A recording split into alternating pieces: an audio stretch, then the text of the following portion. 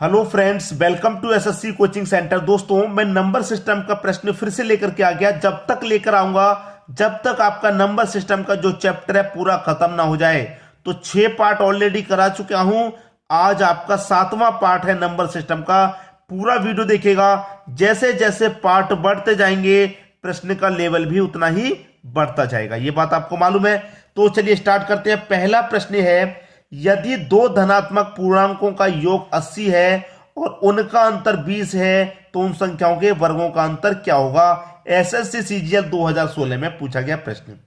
ठीक है, अब देखिए क्या कहा गया है। दो धनात्मक संख्याओं का योग 80 है। दो संख्याओं का योग, पहली संख्या में ए मान लूं, दूसरी को बी मान लूं, और दोनों का योग मुझे दिया गया कितना 80। ये क्लियर कहा गया है। फिर कह रहा है कि उनका अंतर 20 है। इन्हीं दोनों संख्याओं का अंतर, ए और बी का अंतर कितना भाई 20 है, ये कह दिया उसने। ठीक है, तो उन संख्याओं के वर्गों का अंतर क्या होगा। इन्हीं संख्याओं के वर्गों का अंतर पूछ रहा है, क्या होगा। सॉल्व कर लूं मैं इसको।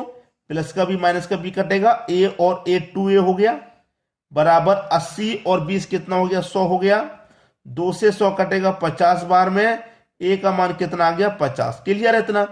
अब देखिए, जब ए और बी को जोड़ा गया तो 80 आया। अब ए का मान अकेले का 50 है तो बी का कितना हो जाएगा 30 हो जाएगा कि नहीं, तभी तो दोनों को जोड़ के 50 होगा। क्लियर है इतना। अब हमें ए और बी दोनों संख्या पता चल गई। दोनों के वर्गों का अंतर क्या होगा ये पूछ रहा है। दोनों के वर्ग मतलब पहली संख्या ए और दूसरी संख्या बी है।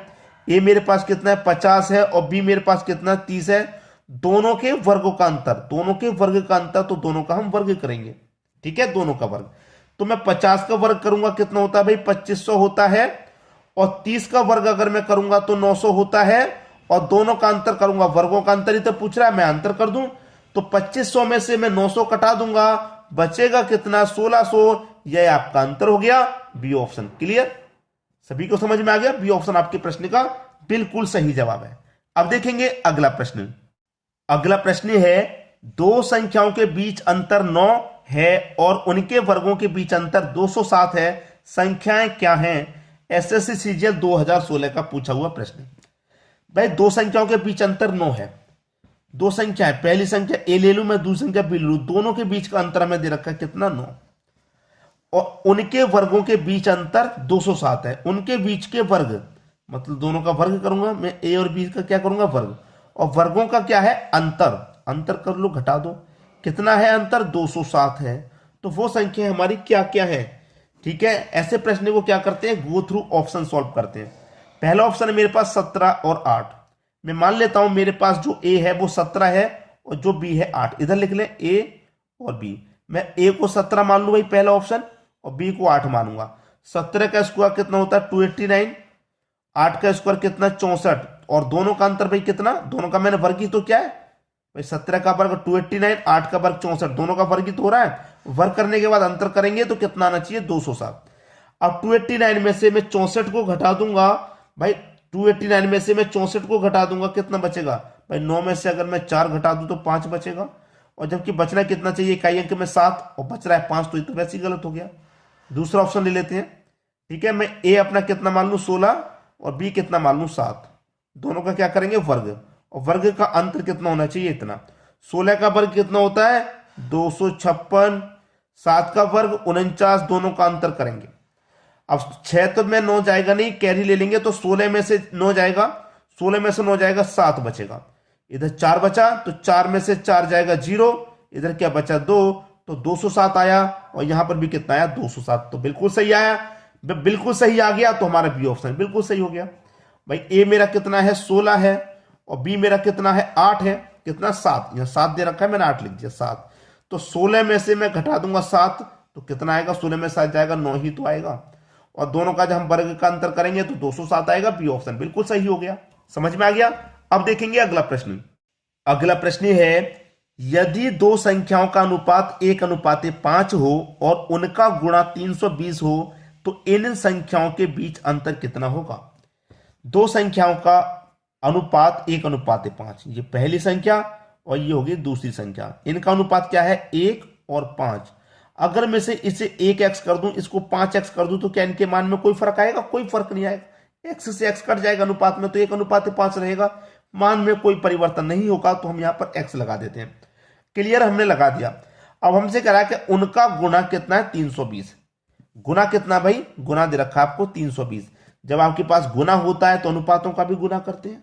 ठीक है, अब मैं अनुपातों का गुना करूंगा तो x का गुना x से करूंगा तो क्या हो जाएगा, एक्स स्क्वायर। x का गुना x से करूंगा एक्स स्क्वायर, 5 का गुना 1 से करूंगा तो 5, तो कितना हो जाएगा ये 5, 5 का गुना 1 से किया 5, और x का गुना x से किया तो हो गया ये एक्स स्क्वायर। क्लियर है। अब एक्स स्क्वायर बराबर 320, और ये गुना वाली संख्या कहां जाएगी, बटे में। 5 से कटाऊंगा इसको तो 5 से कटेगा, 5 छिक्के 30, 2 बचेगा 20, 5 चौकी 20, 64 बार में जब कट गया तो आपके एक्स स्क्वायर की वैल्यू कितनी आ गई, 64। अब स्क्वायर जब इधर जाएगा तो 64 के ऊपर रूट लग जाएगा, तो x की वैल्यू कितनी आ गई, 8। x की वैल्यू 8 आ गई। अब x का मान 8 है तो 8 रखेंगे x की जगह, 8 का गुना 1 से करेंगे तो 8 ही रहेगा। अब x का मान 8 है, x की जगह 8 रखेंगे, 8 का गुना 5 से करेंगे कितना हो जाएगा, 40। तो ये संख्या दोनों आपको पता चल गई 8 और 40 हैं। ये संख्याएं आपको पता चल गई 8 और 40। लेकिन आपसे कहा क्या है उसने कहा है कि इन संख्याओं के बीच अंतर कितना होगा। भाई इन संख्याओं के बीच का अंतर पूछ रहा है क्या होगा।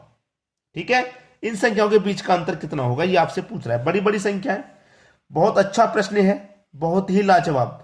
अंतर करना है दोनों संख्याओं का, तो कैसे करेंगे भाई, 8 का भी वर्ग करो और इस 40 का भी वर्ग करो। 8 का वर्ग करेंगे 64 आ जाएगा, और 40 का वर्ग करेंगे तो कितना होता है, 40 का वर्ग 1600 होता है। अब दोनों का क्या करना है, अंतर। ठीक है, इनका अंतर करना है तो 64 का और 1600 का अंतर कितना होगा, 1536।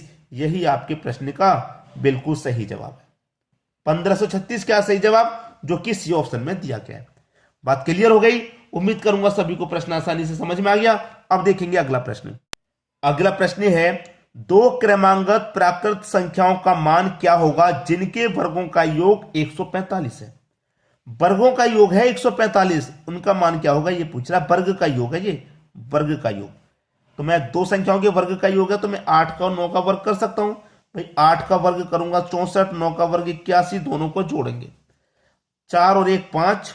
ठीक है, 8 6 और 8 14, 145 हो गया, और 145 ही हमारा दिया गया, तो यही सही हो गया ना पहला ही ऑप्शन। पहले ऑप्शन के योग करने से हमें आंसर मिल गया। एसएससी CHSL 2017 में पूछा गया प्रश्न है। क्लियर है सभी को बात। अब देखते हैं अगला प्रश्न। अगला प्रश्न है, लगातार 3 विषम संख्याओं के वर्गों का योग 1595 है, संख्याएं ज्ञात कीजिए। लगातार 3 विषम संख्याओं के वर्ग का योग। गो थ्रू ऑप्शन सॉल्व कर सकते हैं। भाई तीनों संख्याओं के वर्ग का योग हमें इतना मिलना चाहिए, चाहे पहले ऑप्शन का मिले, चाहे दूसरे का, चाहे तीसरे का। हम गो थ्रू ऑप्शन जा सकते हैं, तो पहला ऑप्शन में ले लेता हूं 19। भाई 19 का वर्ग होता है 361। 21 का वर्ग कितना होता है 441।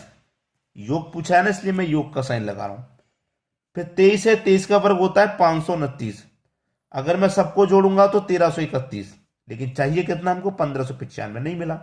इसके योग से तो नहीं मिला, इसके से भी नहीं मिल पाएगा क्योंकि संख्याओं के अंतर ज्यादा नहीं है कुछ, तो मैं एक ऑप्शन छोड़ के दूसरा ऑप्शन ले लूं, क्योंकि इसका मैंने ऑप्शन किया इतना आया 1331, 1595 चाहिए, करीब 250 का अंतर है। तो इससे को बढ़ा के 250 का अंतर हो सकता है ना मिले, तो मैं तीसरा ऑप्शन ले लेता हूं सी। कितना है 21, तो 21 का मैं वर्ग करूंगा 441 होता है। 23 का वर्ग करूंगा 529 होता है। ठीक है, उसके बाद में 25 का वर्ग करूंगा 625 होता है। अब मैं सबको जोड़ूंगा, सबको अगर हम जोड़ेंगे तो इसका आंसर मिल जाएगा 1595, और हमको चाहिए कितना 1595, तो बिल्कुल सही, सी ऑप्शन हमारा सही हो गया। बी देखिए, ये आपके लिए कब इंपॉर्टेंट होता है कि मैं दूसरा ऑप्शन ना लूं तीसरा लूं। जब आप खूब प्रैक्टिस करते हैं, खूब जमकर पढ़ाई करना, खूब प्रैक्टिस करना, तब ये मुमकिन होता है कि भाई मैंने इसका आंसर किया तो अब लगभग बहुत कम आ रहा है, तो मैं इसको छोड़ के आगे बढ़ सकता हूं, क्योंकि 19 के बाद 17 कम हुआ, संख्या बड़ी है, कम ही हुई है। जब बड़ी बड़ी संख्याओं का इतना नहीं आया तो छोटी संख्याओं का योग कितना हो जाएगा, नहीं होगा वैसे भी। तो ये हमारा दिमाग काम करेगा, ये तो छोटी संख्या पहले से ही है, हमको थोड़ी बड़ी संख्या लेनी चाहिए, आगे चलना चाहिए। ये फैसला आप तब ले पाएंगे जब आपकी प्रैक्टिस अच्छी होगी। अब देखेंगे हम अगला प्रश्न। अगला प्रश्न है, 20 को 2 भागों में इस तरह से विभाजित करें कि भागों के वर्ग का योग 232 हो, दोनों भागों का मान क्या होगा। मैं पहला ही ऑप्शन ले लूं, गो थ्रू ऑप्शन। ठीक है, दोनों का योग करूंगा तो 20 हो जाएगा और 20 ही दिया गया। तो क्या करें, दोनों भागों को इस तरह से विभाजित करें कि भागों के वर्ग का योग 232 आए, इनके वर्ग का योग 232 आए। तो सबसे पहले मैं 6 का वर्ग कर लूं भाई, 6 का वर्ग मैं सबसे पहले करूंगा तो 36, और 14 का वर्ग करूंगा तो 196, और दोनों का योग कितना आना चाहिए 232। दोनों का मैं योग करके देख लेता हूं, 6 और 6 12 का 2 कैरी का 1, 3 और 9 12 कैरी का 1, 13 का 3 कैरी का 1, 1 और 1 2, 232 आ गया भाई। देखिए 196 में 36 जोड़ेंगे तो 232 हो जाएगा, और दोनों का योग हमें चाहिए कितना 232 ही तो चाहिए, पहला ऑप्शन सही हो गया। क्लियर सभी को। देखते हैं अगला प्रश्न। अगला प्रश्न है, वे दो प्राकृतिक संख्याएं क्या है जिनकी वर्गों का योग 52 है। वो दो संख्याएं कौन सी हैं जिनके वर्ग का योग 52 आ जाएगा। मैं पहला ऑप्शन ले लूं, मान लेता हूं वो दो संख्याएं 2 और 7 हैं, तो 2 का वर्ग 4 हो जाएगा और 7 का वर्ग 49 हो जाएगा, और दोनों का योग 53 हो जाएगा, जबकि चाहिए कितना 52। तो ये तो गलत हो गया भाई। दूसरा ऑप्शन ले लेते हैं, 3 का वर्ग 9 करूंगा और 5 का वर्ग 25 करूंगा, तो ये तो भैया 34 हो जाएगा, चाहिए कितना 52। तो ये भी गलत हो गया। तीसरा ऑप्शन ले लूंगा, 4 का वर्ग 16 और 6 का वर्ग 36, 6 और 6 12 का 2 कैरी का 1 रहेगा, 1 और 3 4 कैरी का 1 5, 52 हो जाएगा, चाहिए कितना 52। 52 मिल गया, इसका मतलब सी ऑप्शन हमारा सही जवाब है। एसएससी सीएचएसएल 2017 का ये प्रश्न है। अब देखेंगे हम अगला प्रश्न। अगला प्रश्न है, दो संख्याओं के घनों का अंतर 999 है, संख्याएं 3:4 के अनुपात में हैं, छोटी संख्या का वर्ग कितना है। एसएससी सीएचएसएल 2019 का प्रश्न। बहुत बढ़िया प्रश्न है। देखिए मैं मान लेता हूं यहां पर बड़ी संख्या और इधर ये छोटी संख्या, ठीक है, ये मैंने मान ली। अब देखिए यहां पर मैंने बड़ी संख्या और छोटी संख्या दोनों मान ली। अब मैंने यहां पर बड़ी संख्या पहले लिख लिया, छोटी संख्या बाद में लिख लिया, इसका कोई फर्क पड़ेगा? कोई फर्क नहीं पड़ेगा, क्योंकि दोनों घनों का अंतर 999 है, तो संख्याएं 3:4 के अनुपात में है। अब जो अनुपात में छोटा होगा वो संख्या छोटी होगी, जो अनुपात में बड़ा होगा वो बड़ी संख्या होगी। इतना आप हमेशा याद रखना, आगे पीछे लिख गया कोई फर्क नहीं, मैं चाहूं तो पलट के भी लिख सकता हूं, कोई फर्क नहीं पड़ेगा। अगर मैं कहूं ये 4x है, इसे 3x मान लो, तो कोई फर्क पड़ेगा? कोई फर्क नहीं पड़ेगा। यहां तक कोई फर्क नहीं है, ठीक है।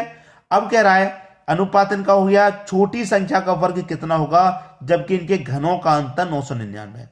इनके घन का अंतर, घन का अंतर मतलब क्यू का अंतर, क्यू का क्या अंतर कितना है 999 है अंतर इनका। कर लो, मैंने इनका अंतर कर लिया, कोई बात नहीं, इनका मैंने अंतर कर लिया, कोई बात नहीं। अब देखिए प्रश्न क्या कह रहा है, 4 की पावर 3 कितना 64 हो जाएगा, ठीक है, और x की पावर 3 का मतलब x की पावर 3 माइनस 3 की पावर 3 का मान 27 हो जाएगा, और x की पावर 3 का मतलब x की पावर 3 बराबर 999। 64x क्यूब में से माइनस हो जाएगा 27x क्यूब, तो बचेगा कितना भैया, 64 में से 27 कट जाएगा, कितना बचेगा, 64 में से 27 कटेगा, कटा लो भैया। 4 में से 7 जाएगा, नहीं जाएगा। 14 में से 7 जाएगा तो 7 बचेगा, 5 बचा, 5 में से 2 जाएगा, 3 बचेगा, तो 37 बचा, ठीक है। 64x क्यूब में से 27x क्यूब घटा दिया तो 37x क्यूब बचा, बराबर कितना 999 है। इतना क्लियर। अब देखिए x की पावर 3 बराबर 999, जो संख्या यहां गुना में होती है इधर वो कहां जाती है, बटे में आ जाती है। तो 37 से भाग दूंगा 999 में, कितनी बार जाएगा, 27 बार। तो x की पावर 3 का मान कितना आ गया, 27। इधर लिख लेते हैं, x की पावर 3 का मान कितना आ गया, 27 आ गया। अब x की पावर 3, इस 27 को हम क्या लिख सकते हैं, 3 की पावर 3 लिख सकते हैं कि नहीं। 3 की पावर 3 का मान 27। अब यहां पर देखिए जब पावर बराबर है तो बेस बराबर भी दे रखा है, तो x का मान कितना आ गया, 3। x का मान कितना आ गया, 3। हमसे पूछ रहा है कि छोटी संख्या का वर्ग कितना होगा। छोटी संख्या हमारी कितनी है, 3 है। छोटी संख्या कितनी है, 3 है। अब x का मान मेरा कितना है, 3, तो x की जगह मैं 3 रखूंगा, 3 का गुना 3 से करूंगा तो कितना हो जाएगा, 9 हो गया। और इसका क्या पूछ रहा है, वर्ग पूछ रहा है कितना होगा, तो वर्ग कितना हो जाएगा, 81। ये मेरा सही जवाब, बी ऑप्शन बिल्कुल सही हो गया। उम्मीद करूंगा कि सभी को प्रश्न आसानी से समझ में आ गया है, कोई समस्या किसी को बिल्कुल भी नहीं होगी।